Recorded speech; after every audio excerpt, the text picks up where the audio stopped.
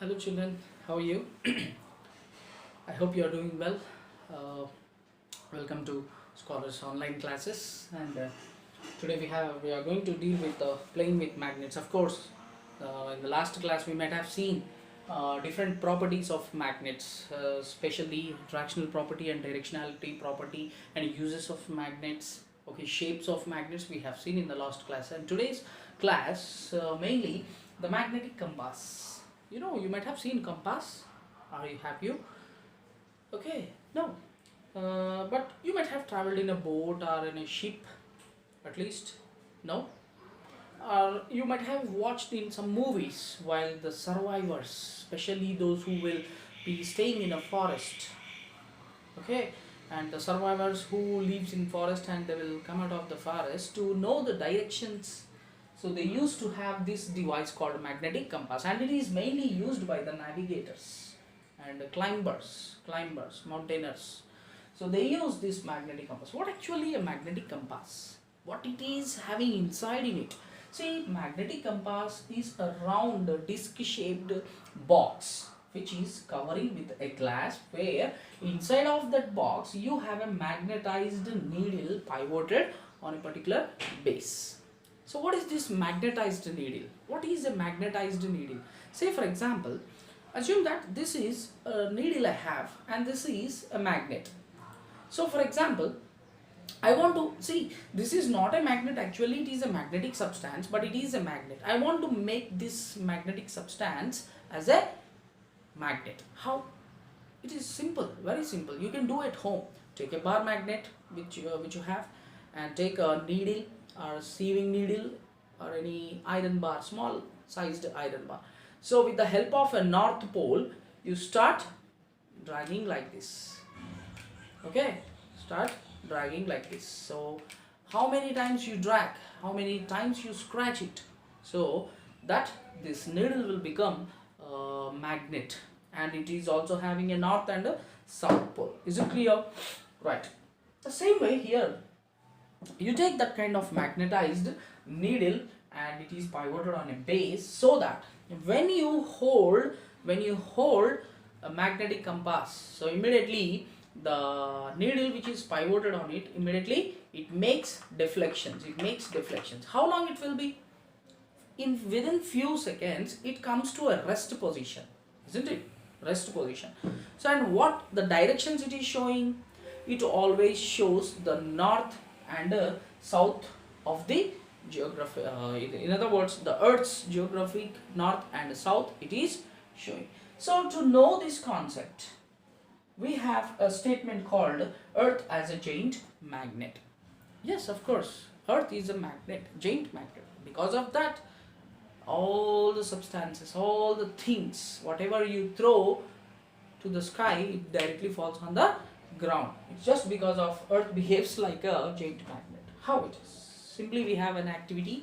So take two bar magnets. One is suspended with a thread or a rope, and place another magnet on the table or on a particular surface. Now try to place this magnet over the another magnet. So what happens to the first magnet? It makes deflections. Deflections means like movement, or it rotates around and it comes to a stationary position. And observe the poles on the first magnet as well as the second magnet. See, on the first magnet it can be showing like north, and second one is showing south. So what actually this is nothing but the geographic north and south. So why? In the last class we have seen the attraction and repulsion forces of a magnet possessed by the magnet. Say for example, if there is a south pole, assume that if the Earth is behaving like one side is south pole, so immediately it will attract the north pole itself. Suppose if the south comes here, what happens?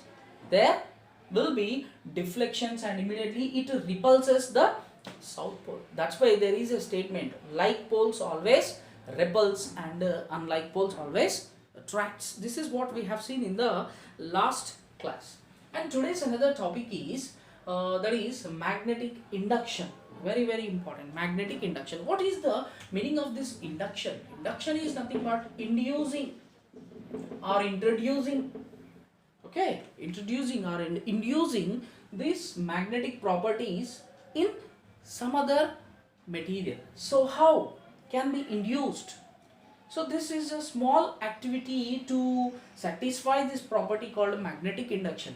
So take a bar magnet and take 2 or 3 all pins with you from your drawing room or else from your school stationery.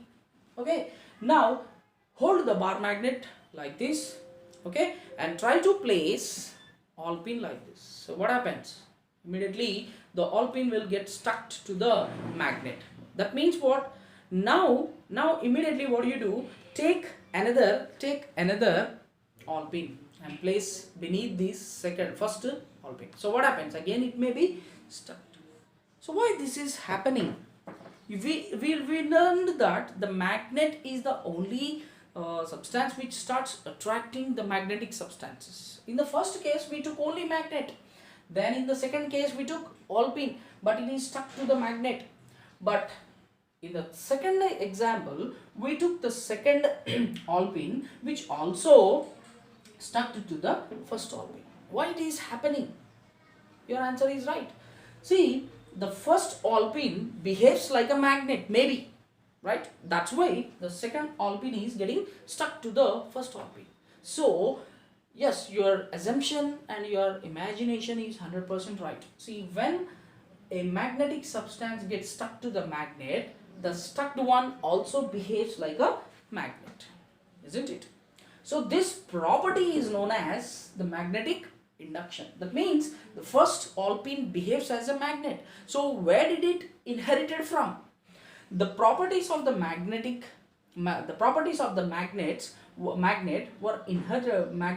was inherited into this first one, whereas the second all pin also inherited from the first one, isn't it?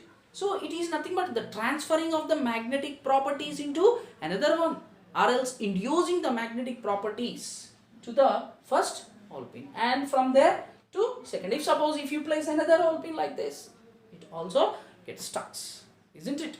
So today class we have seen mainly the designing of the magnetic compass, which is nothing but a small box covering with a glass, and it is having a magnetized needle inside the magnetic compass, and earth as a giant magnet. We have seen that when you place a suspended bar magnet nearer to another magnet, it always shows the geographic north and south.